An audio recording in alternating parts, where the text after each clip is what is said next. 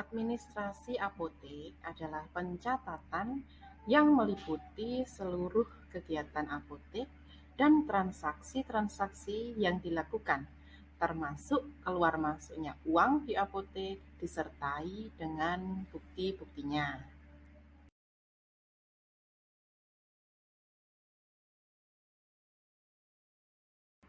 Nah, yang pertama ini adalah administrasi pembukuan. Di sini meliputi buku bank, buku kas, kemudian ada buku penerimaan barang, dan buku pembelian. Untuk buku bank tentunya nanti berkaitan dengan keluar masuknya uang dan sama dengan seperti buku kas. Kemudian buku penerimaan barang itu apabila nanti ada barang datang dari PPF, nah itu dicatat di buku penerimaan barang. Untuk buku pembelian nanti berkaitan dengan data barang atau obat yang akan dibeli. Seperti itu. Nah, yang kedua adalah administrasi penjualan. Administrasi penjualan adalah administrasi yang digunakan untuk mencatat semua transaksi meliputi penjualan obat, kemudian penjualan alat kesehatan, kemudian PKRT, dan barang selain resep tentunya. Kemudian untuk administrasi penjualan ini meliputi ada buku penjualan obat resep, kemudian buku penjualan obat non resep, dan selanjutnya adalah buku resep obat narkotika, psikotropika, dan prekursor. Nah, untuk buku penjualan resep ini digunakan untuk mencatat semua resep yang masuk agar apotek mempunyai dokumentasi yang lengkap. Dan untuk buku penjualan yang non-resep, ini digunakan untuk mencatat semua barang yang terjual selain yang resep, seperti obat bebas dan obat bebas terbatas atau OTC istilahnya. Nah, ini nanti dicatatnya atau ditulisnya di buku penjualan non-resep. Semua itu agar dokumentasi yang ada di apotek itu lengkap.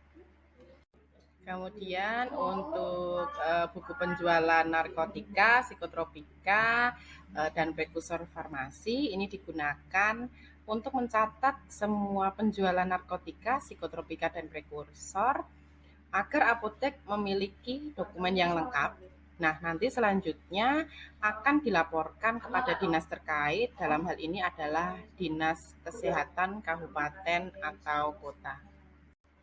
Kemudian untuk buku penjualan obat resep, ini nanti formnya berisi ada nomor, kemudian ada tanggal resep tersebut, kemudian nama obat yang ada di dalam resep, kemudian ada jumlah obatnya, nama pasiennya, kemudian dokter, dan nominal harga dari resep tersebut. Buku penjualan obat yang non-resep ini formnya atau nanti tabel itu berisi ada tanggal, kemudian jumlah, nama barang, dan total uang.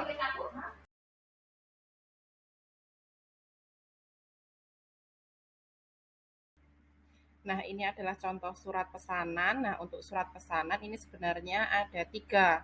Ya, surat pesanan untuk obat keras atau untuk alkes, kemudian PKRT, kemudian ada surat pesanan untuk narkotik itu sendiri, surat pesanan untuk psikotropik juga ada sendiri, dan untuk prekursor. Untuk kartu stok ini contohnya seperti ini. Kalau kalian mau buat contoh kartu stok, silahkan. Di sini ada contohnya. Kartu stok itu sebenarnya ada 2, kartu stok gudang dan kartu stok styling atau kartu styling istilahnya. Kalau kartu stok gudang itu biasanya nanti untuk obat-obat yang disimpan di belakang ya, seperti obat, kemudian obat keras lainnya, narkotik dan psikotropik. Kemudian kartu styling itu ada di samping dari obat tersebut, biasanya OTC atau obat over the counter yang ada di depan. Administrasi pembelian, di sini ada buku defekta, buku post selling, kemudian ada buku catatan expired date atau kadaluarsa, tanggal kadaluarsa, kemudian ada buku daftar PBF, pedagang besar farmasi. Yang terakhir ada administrasi kepegawaian, ini meliputi tupoksi karyawan, absensi karyawan, kemudian jadwal karyawan atau shift. Jadi yang mengatur ini ada di bagian administrasi kepegawaian. Demikian penjelasan saya terkait dengan materi administrasi apotek. Terima kasih atas perhatiannya. Wassalamualaikum warahmatullahi wabarakatuh.